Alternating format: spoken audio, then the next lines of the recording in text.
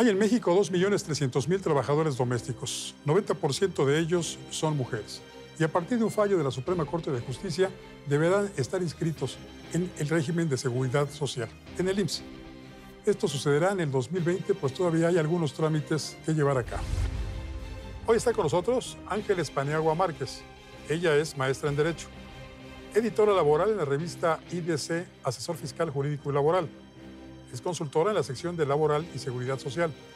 Cuenta con experiencia de 18 años en el Servicio Público Federal. También nos acompaña Ernesto San Ciprián Pacheco. Él es maestro en Administración de las Contribuciones, ponente de diversos seminarios de tópicos fiscales en la República, consultor fiscal en la revista IDC, Asesor Jurídico y Laboral. Ha desempeñado funciones como gerente fiscal en Grupo Asesores y Negocios. Hoy aquí, en Juzgue Usted.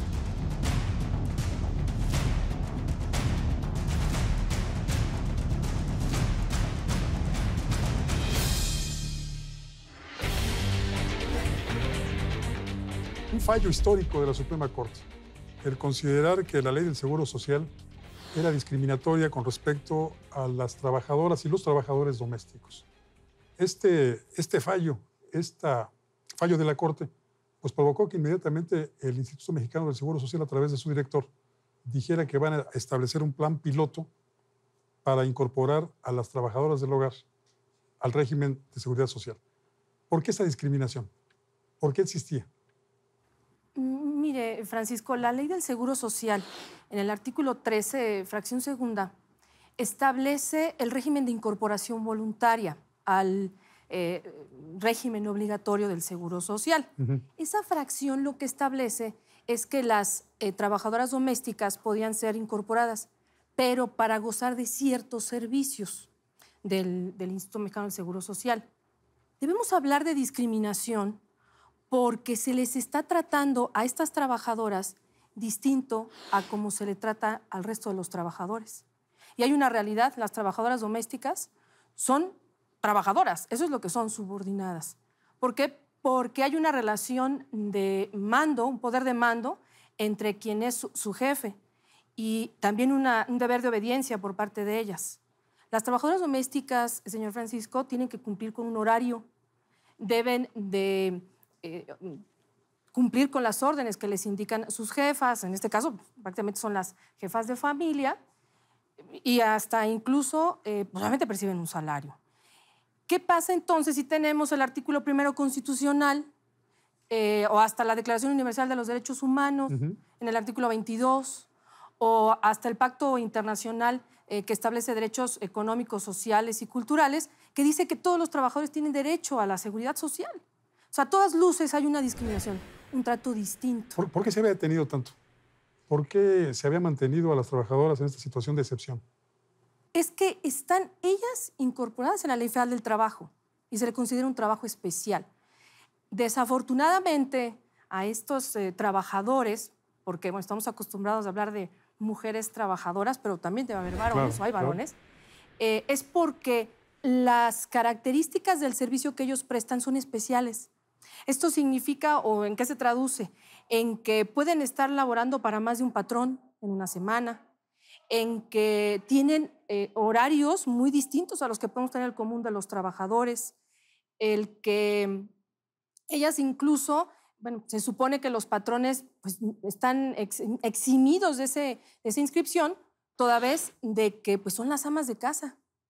Entonces es este olvido que se desprende de las características especiales de estas trabajadoras. Fiscalmente, ¿cómo afecta a las trabajadoras domésticas, a los trabajadores domésticos en general y a quienes les contratan? Claro, Francisco. Mira, el tema laboral y el tema de seguridad social es el que está haciendo revuelo ahorita, pero eso no es un tema novedoso en materia fiscal. En materia fiscal debieron haber grabado como un sueldo o salario, lo contempla la ley del impuesto sobre la renta. Sí. Esta ley contempla que tienen que pagar un tributo conforme retención elaborada por el patrón. De igual forma, el patrón es el encargado de ver si le corresponde o no un subsidio para el empleo. Ese subsidio no es otra cosa más que un beneficio a ciertos salarios llamados menores, ¿no?, que se les da a los trabajadores. En este tenor, como te comento, no es nueva esta parte. Ahora bien, ¿qué implica el hecho de que le estemos dando tanto revuelo y qué obligaciones tendrían los patrones? Exacto. Los patrones tienen las obligaciones, entre las obligaciones se encuentra presentar el ajuste anual, perdón, el ajuste anual de los trabajadores, presentar los CFDIs, y con esto de los CFDIs versión 3.3 y 1.2 de nómina estamos asoleados ya, Sí. los contadores directamente, y los trabajadores, los que prestan el servicio como tal, ¿qué obligaciones tienen? Tendrán que pagar impuestos, me imagino. Sí, por medio de una retención, pero aparte están obligados a estar inscritos en el RFC, ya sea por cuenta propia, es decir, que ellos vayan a la administración, saquen su RFC y se lo proporcionen al patrón, o a través del patrón, proporcionándole los datos al patrón y que estos mismos los den de alta.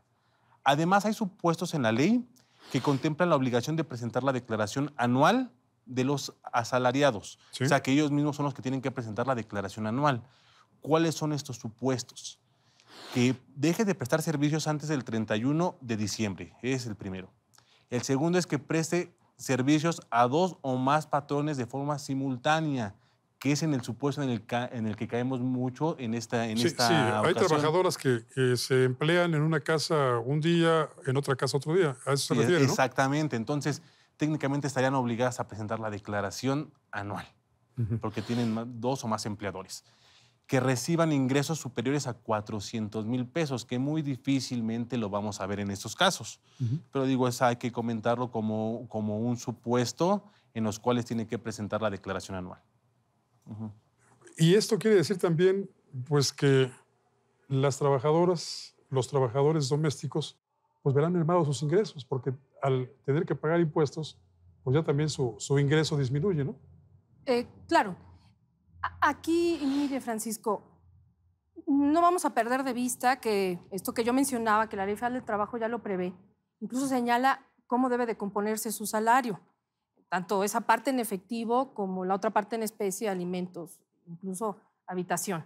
Y sí va a haber una merma, y por supuesto que la va a haber, porque hablar de que ya haya una incorporación obligatoria de ellas es que también se les hagan las reducciones salariales para el pago de las cuotas obreras, para efectos de que ya se vean protegidas por el régimen obligatorio del Seguro Social. Pero creo que hay un respiro hasta que no sepamos cómo va a ser ese programa del IMSS o incluso una reforma a la normatividad para que entonces se cree el régimen especial para ellas.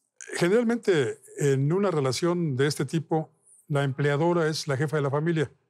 Y en la mayor parte de los casos, o en algunos casos, porque ya ha cambiado mucho esta cuestión, ellas no perciben un salario. Ellas reciben lo que otros miembros de la familia le dan para que administre en el hogar. Aquí, ¿cómo funcionaría la ley? ¿También tendrían que pagar estas amas de casa que no tienen un empleo? ¿Tendrían que pagar por los ingresos que están recibiendo de otros miembros de la familia? Ok, mire, técnicamente sí. En el tema, ¿qué es lo preocupante? El patrón, la señora de la casa, el señor de la casa, pues no está realizando ninguna actividad económica. Exacto. No está realizando ninguna actividad económica como tal. ¿Qué le obliga el hecho de que le impongan una retención a este tipo de empleados domésticos? Que se dé de alta en el RFC. La propuesta en comento establece o busca que no exista una inscripción por parte del patrón al RFC, lo cual laboral y en materia de seguridad social no encuentro ningún problema. ¿Dónde está el problema? Que en materia fiscal se causa una retención y por esa retención hoy en México no hay sistema para que no estén inscritos y se realice la retención. Es decir, no hay forma de realizar la retención y el entero del impuesto si no están inscritos tanto trabajador como patrón. Se habla mucho de que esto será un plan piloto que entrará en vigor posiblemente hasta 2021. ¿Por qué un plan piloto ahorita? ¿Por qué no entrar de lleno ya a la incorporación del personal doméstico al Instituto Mexicano del Seguro Social? Es complejo, señor Francisco. El director Germán Martínez siempre lo señaló en el comunicado que dio acerca de este tema, que lo que se busca es cumplir lo que la Corte ya pronunció, la segunda sala ya pronunció. Y la complejidad que reviste este tipo de relaciones laborales la señaló en la propia segunda sala, al decir, es que tanto porque trabajan para diferentes patrones, los patrones no celebran contratos, o incluso las trabajadoras viven en casa donde laboran, o los trabajadores viven en donde es su centro de trabajo, lo hace complejo. Me parece que la transición tiene que ser en razón de que se pueda consolidar esa complejidad, de que de alguna otra manera incluso generemos política de seguridad social y laboral. Esto que usted comentaba acerca de prácticamente dádivas por parte de los familiares, es que hay que cambiar esa cultura. Son trabajadoras. Y en ese sentido, la ley federal del trabajo establece de qué se compone el salario, lo acabo de mencionar, o incluso qué obligaciones tiene el patrón. No, Entonces, sí. A lo que yo me refería, maestra, es a que la jefa de familia recibe por parte de quienes proveen, puede ser el padre, pueden ser los hijos, o pueden ser ambas partes, padres e hijos, quienes dan el gasto, llamamos en México, al ama de casa. Entonces, ¿por ese gasto también se tiene que pagar impuestos? Esa parte estaríamos exentos en términos del artículo 93 de la Ley del Impuesto sobre la Renta. Los donativos entre cónyuges, ascendientes y descendientes en línea recta, se encuentran exentos del pago del impuesto hasta, bueno, eso es en su totalidad. Y los donativos en general hasta cierto importe que me establece esta disposición. Si vamos a empezar a regular este tipo de cosas por la parte del Seguro Social y Laboral, sería conveniente voltear a ver la parte fiscal. Incluso a propósito de lo que comenta el maestro, acerca de que se cree un esquema para su tratamiento fiscal, también Seguridad Social va a tener lo propio. Hoy día los patrones pueden hacer el trámite de incorporación voluntaria. También lo puede hacer el propio trabajador. Entonces, no está tan ajeno. Vaya, sí hay infraestructura, pero hay que ver qué va a pasar con la base salarial, que eso es también lo complejo de la transición. Entonces, hay que estimular a que las familias mexicanas no dejen de emplear a trabajadores domésticos. Claro. Muchísimas gracias, maestra Paniagua. Gracias por estar con nosotros. Gracias. Maestro Ciprián, muchas gracias. Muchas gracias a usted. Gracias, maestra. Gracias. Quizá ahora se entienda por qué en países más avanzados en cuanto a prestaciones sociales, el servicio doméstico ha ido desapareciendo muy lentamente. Eso platicamos esta noche con los expertos, pero lo que nos interesa es que juzgue usted. Soy Francisco Rodríguez, le agradezco su atención. Lo invito a que nos reencontremos aquí la próxima semana. Mientras tanto, le deseo como siempre buenas gracias y muchas noches.